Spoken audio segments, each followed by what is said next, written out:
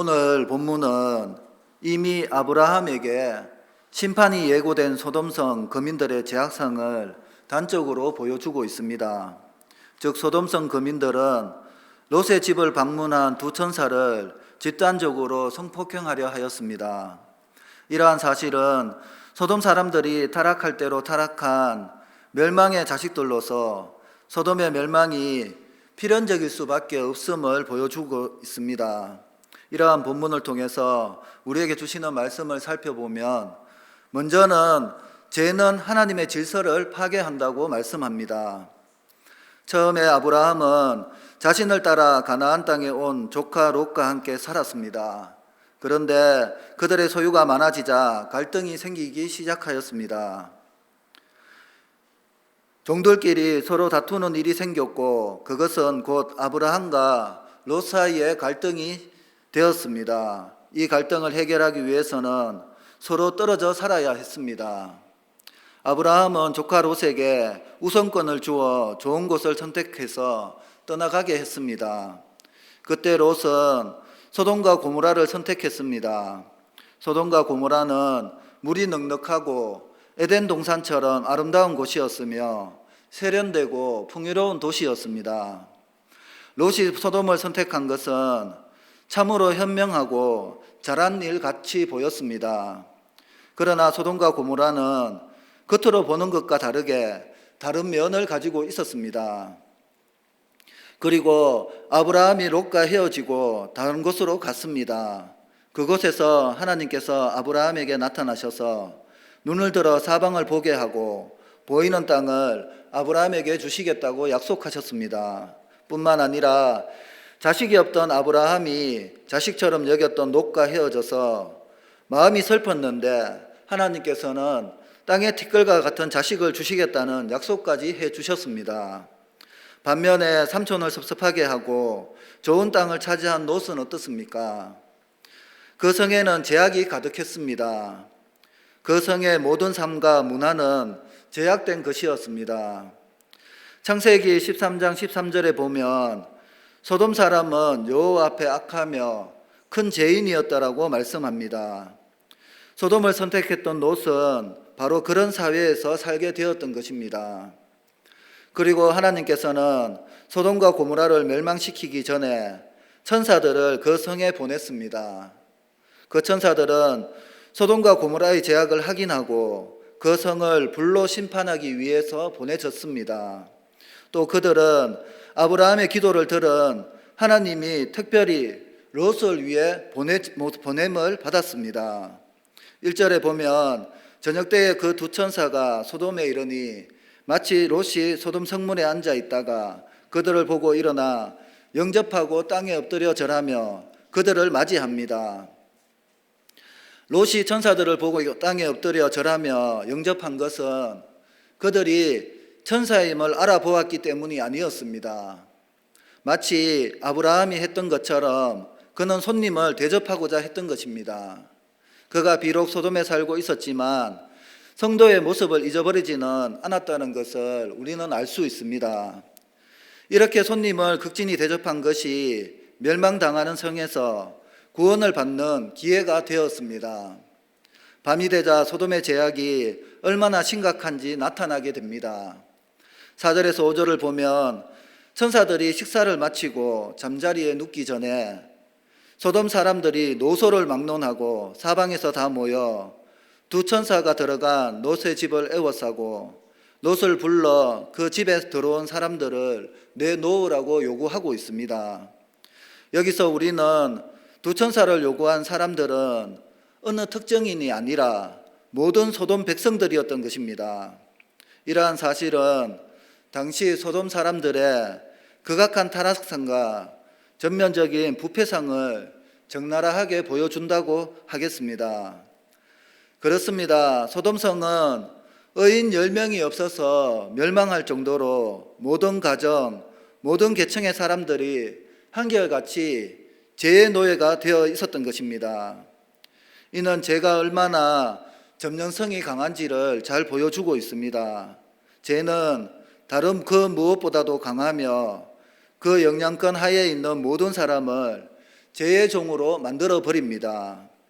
우리가 잘 알고 있는 아담 한 사람의 범죄가 낳은 결과를 한번 생각해 보시기 바랍니다.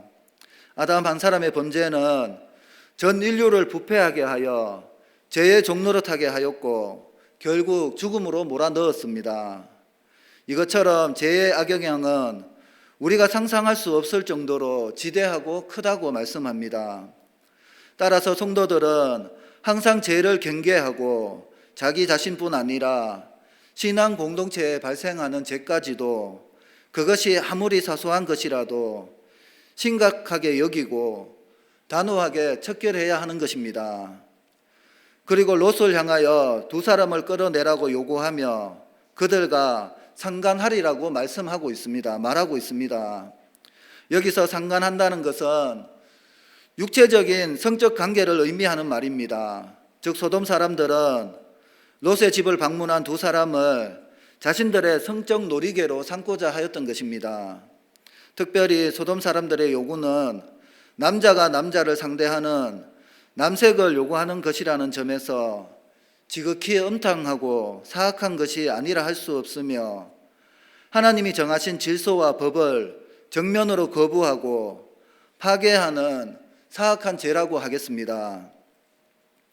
하나님은 인간을 창조하실 때 오직 한 남자와 한 여자만을 창조하심으로써 일부 일처제와 남녀가 결합하여 한 몸을 이루는 결혼 제도를 제정하셨습니다. 따라서 인간은 오직 한 아내와 한 남편만을 두고 그들로 인해 만족하는 것은 물론 남자가 남자와 여자가 여자로 더불어 성적 관계를 가져서는 안 된다고 말씀하고 있습니다. 레위기 18장 22절에 너는 여자와 동침함 같이 남자와 동침하지 말라. 이는 가증한 일이라고 말씀합니다. 자기 아내와 남편 이외의 상대와 성적 관계를 갖거나 남자가 남자와 여자가 여자로 더불어 성적 관계를 갖는 동성애 등은 하나님이 세우신 창조 질서와 결혼 제도를 정면으로 부정하고 파괴하는 크나큰 죄악이 될 것입니다. 바로 그러한 큰 죄를 오늘 본문의 소돔의 백성들이 저지르고 있는 것입니다. 이처럼 죄는 하나님이 세우신 질서와 법을 파괴하고 있습니다. 물론 하나님의 질서와 법을 거스르고 파괴하는 행위는 하나님의 공의를 거스르는 것으로서 소돔과 고모라가 하나님의 심판을 받아 멸망했듯이 하나님의 준엄한 심판을 면치 못할 것입니다. 따라서 우리는 고린도전서 15장 34절의 말씀처럼 깨어 의를 행하고 죄를 짓지 말라. 하나님을 알지 못하는 자가 있기로 내가 너희를 부끄럽게 하기 위하여 말하노라. 이 말씀을 따라서 우리는 하나님의 질서와 법을 거스르고 파괴하는 죄를 경계하고 삼가 범하지 않도록 경건한 삶을 살아 하나님의 질서에 온전히 순종하는 우리 모두가 되기를 축원을 드립니다. 두 번째는 죄는 절대 타협으로 물리칠 수가 없다고 말씀하고 있습니다. 6절에서 7절을 보면 롯이 문 밖에 무리에게로 나가서 뒤로 문을 닫고 이르되 청하노니 내 형제들아 이런 악을 행하지 말라고 말합니다. 롯은 밖이 시끄러워지자 롯은 타협을 하기 위해 밖으로 나갑니다. 그리고는 그들을 타이르고 있습니다. 그리고 롯은 뜻밖의 말을 하고 있습니다. 8절입니다.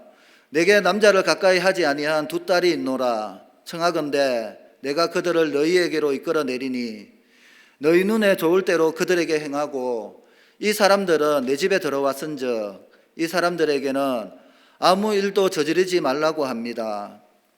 롯이 집에 들어온 손님을 보호하겠다는 마음은 소중하지만 자기 딸들을 폭력배들에게 내주면서까지 보호하겠다는 것이 도대체 말이 되는 말입니까?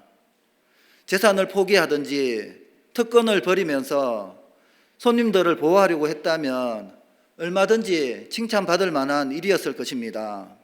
그런데 롯은 딸들을 폭도들에게 성적인 놀이개로 내주겠다고 한 것은 아무리 생각해도 옳지 못한 일이었습니다. 이는 죄를 죄로 막고자 한 지극히 세속적인 생각의 시작이자 하나님 앞에서 용납될 수 없는 죄로서 결코 좋은 결과를 낳을 수 없는 것이었습니다. 롯이 소돔에 살면서 신앙이 약해지고 소돔의 제약된 분위기에 휩쓸려 살아왔음을 보여주고 있습니다. 그는 이제 영적인 기준도 희미해져 버렸던 것입니다. 오늘 제약된 세상에 사는 우리 모두는 정신을 바짝 차려야 합니다. 생각 없이 살다가는 자기도 모르는 사이에 세상의 제약된 풍조에 휩쓸려 살아갈 수 있기 때문입니다. 그러므로 우리는 날마다 말씀을 묵상하고 기도하는 일이 꼭 필요합니다. 주일마다 하나님 보좌 앞으로 나와 예배 드리는 일이 중요합니다. 예배와 기도와 말씀, 묵상을 쉬지 말아야 우리가 세상의 제약에 빠지지 않을 수 있습니다. 이렇게 롯의 제의를 들은 소돔 백성들은 뭐라고 대답했습니까?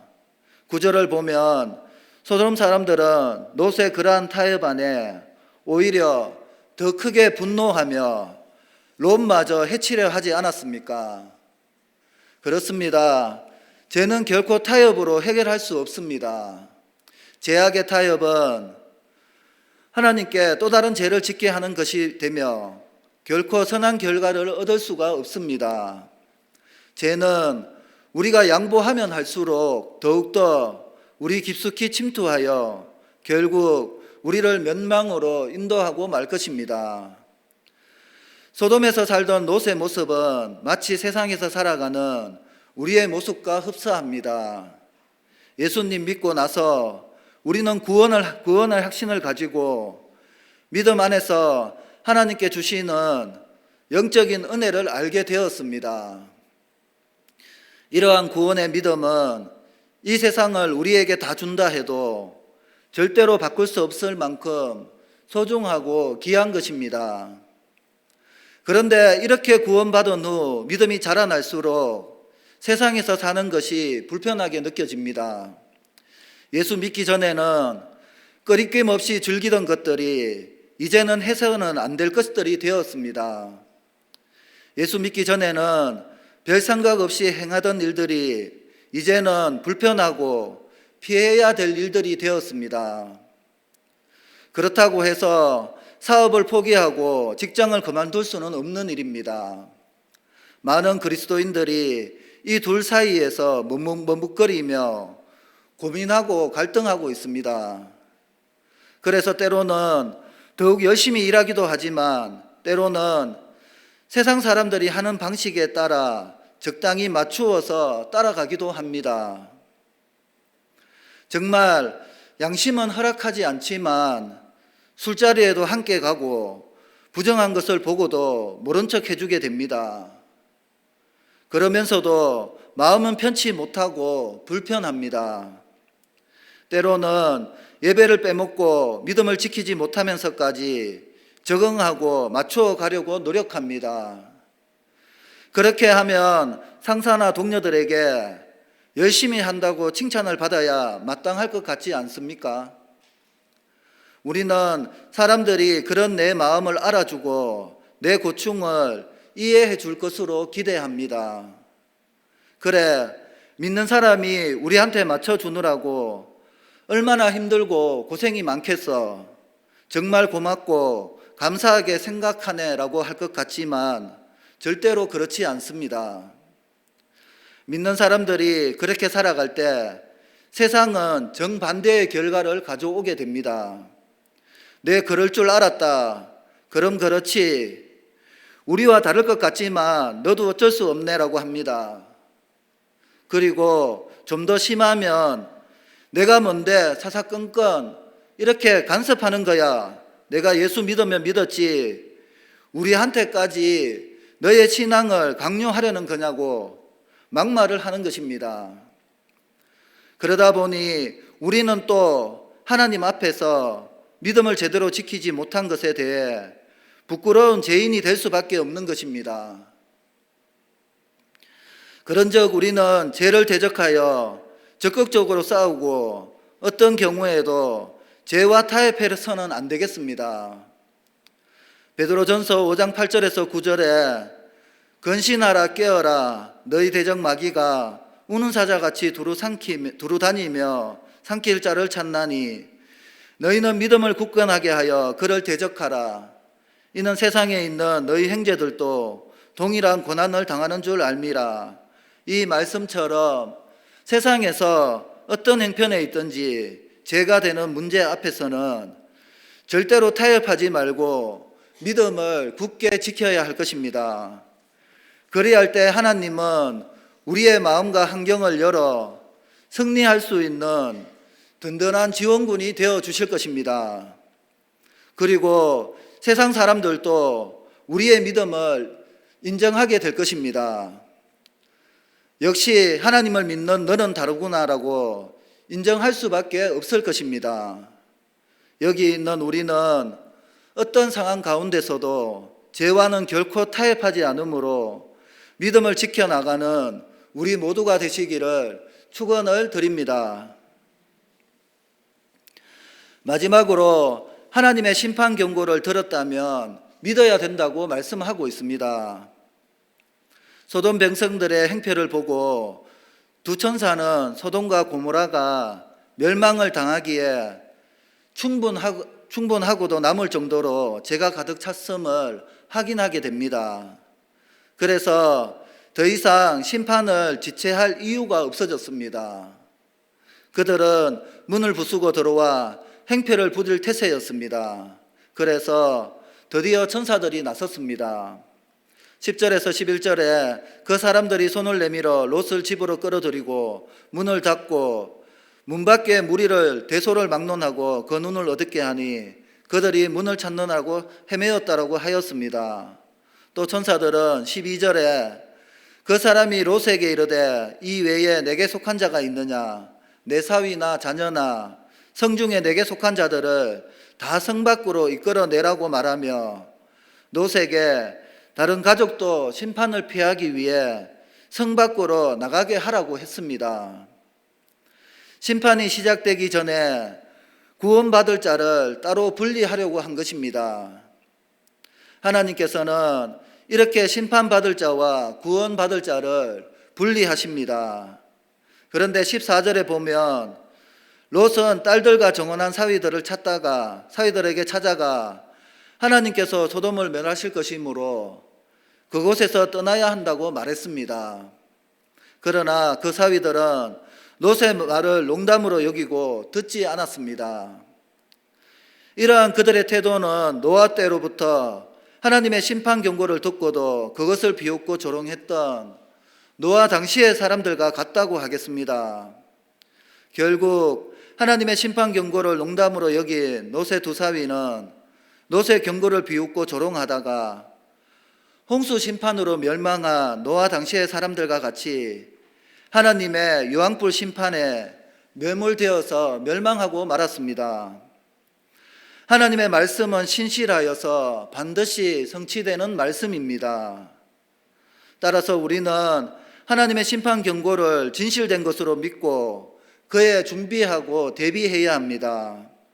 특별히 하나님께서는 우리에게도 계시록 22장 20절에 이것들을 정언하신 이가 이르시되 내가 진실로 속히 오리라고 말씀하시며 세상을 심판하실 것을 경고하셨습니다. 그럼에도 불구하고 세상 사람들은 하나님의 심판을 농담으로 여기며 세상은 결코 멸망하지 않을 것이라고 호언장담하고 있습니다. 그러나 머지않아 아는 때에 그들은 하나님의 심판을 직접 눈으로 목도하고 몸으로 경험함으로써 하나님의 말씀이 진실됨을 깨닫는 것과 동시에 때늦은 후회의 눈물을 흘리게 될 것입니다. 사실 오늘날 하나님의 심판이 유보되고 있는 것은 하나님이 택한 백성이 구원받기까지 오래 참고 기다리시는 하나님 아버지의 마음이 있기 때문입니다. 따라서 하나님이 정하신 때가 되어 택한 백성이 다 구원을 받게 되면 죄악으로 간영한 이 세상은 노아 홍수 사건 때나 소돔과 고모라 때 사건처럼 하나님의 심판을 받아 영원히 멸망하게 될 것입니다. 그러므로 우리는 깨어 근신하며 하나님의 심판의 메시지를 들었다면 마지막을 하나님 안에서 신실하게 준비하며 하나님을 기쁨과 즐거움으로 맞이하는 우리 모두가 되시기를 축원을 드립니다. 말씀을 정리하겠습니다. 여러분, 주님의 재림과 세상의 종말이 임박한 오늘날 이 세상은 더욱더 부패해 감으로써 마치 저 아브라함 당시의 소돔 사람들과 같이 하나님의 진노를 불러일으키고 있습니다. 이러한 때에 우리 성도들은 어떻게 살아가야 하겠습니까? 성도들은 부패한 세상 가운데 살아가고 있지만 세상에 속하지 않고 하나님께 속한 하늘 시민권자들로서 세상을 본받지 말고 하나님의 거룩하심을 쫓아 더욱 성결하고 거룩한 삶을 살아가야 할 것입니다. 그리하여 우리들은 암흑 가운데 놓여 있는 세상에서 주의 복음을 전하며 어둠을 밝혀나가는 빛이 되어야 하겠습니다. 오늘 이 자리에 있는 여러분은 소돔과 고모라의 죄악을 본받지 말고 2024년 다시 비상하라는 표어처럼 오직 말씀, 오직 기도, 오직 전도에 힘을 쏟아 부어서 마지막 때에 세상으로부터 죽어가는 많은 영혼을 우리 금호 제일교회를 통해서 구원받는 은혜가 풍성하시기를 주 예수 그리스도의 이름으로 축원을 드립니다. 기도하겠습니다. 하나님 아버지, 은혜를 감사드립니다. 오늘 말씀처럼 주님이 우리의 도우심이심을 한순간도 잊지 않고 감사하며 살아가게 하옵시며 주님의 공의로운 심판이 가까운 이때에 두렵고 떨리는 마음으로 죄악을 멀리하고 죄와 타협하지 않게 하셔서 하나님 나라의 질서를 바로 세워나갈 수 있게 도와주시옵소서. 감사드리며 예수님의 이름으로 기도드리옵나이다. 아멘.